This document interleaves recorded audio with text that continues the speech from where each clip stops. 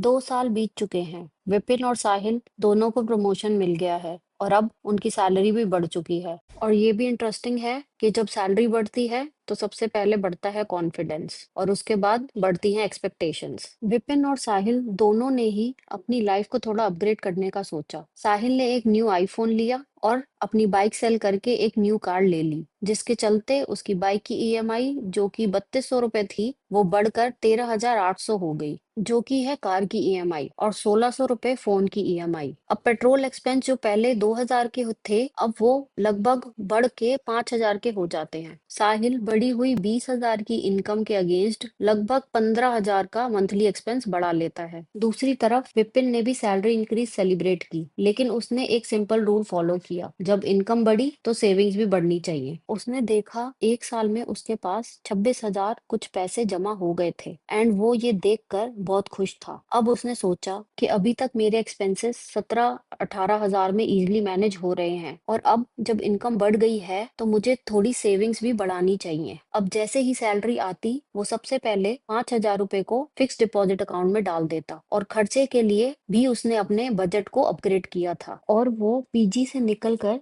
एक सोसाइटी में शिफ्ट हो गया जहां पर जिम और पार्क जैसी सुविधाएं थी। उसका एक्सपेंस 5,000 रुपए बढ़ गया, बट वो एक हेल्दी एनवायरनमेंट में रहने लगा जिससे उसकी हेल्थ भी अच्छी रहने लगी। दोनों की सैलरी सेम थी, लेकिन अब उनके फाइनेंशियल हैबिट्स अलग होने लगे। एक तरफ खर्चे बढ़ रहे थे और दूसरी तरफ सेविंग्स बन रही थी। इसे कहते हैं लाइफस्टाइल इन्फ्लेशन, जब सैलरी बढ़ने के साथ एक्सपेंसेस उससे भी ज्यादा बढ़ जाते हैं। साहिल को लग रहा था कि सब कंट्रोल में है, लेकिन एक दिन उसका क्रेडिट कार्ड का बिल आता है जो कि 78,000 का था। अब विपिन और साहिल की जर्नी और भी इंटरेस्टिंग होने वाली है, जो हम नेक्स्ट एपिसोड में कंटिन्यू करेंगे। Thanks for watching our video. Please like, follow, subscribe.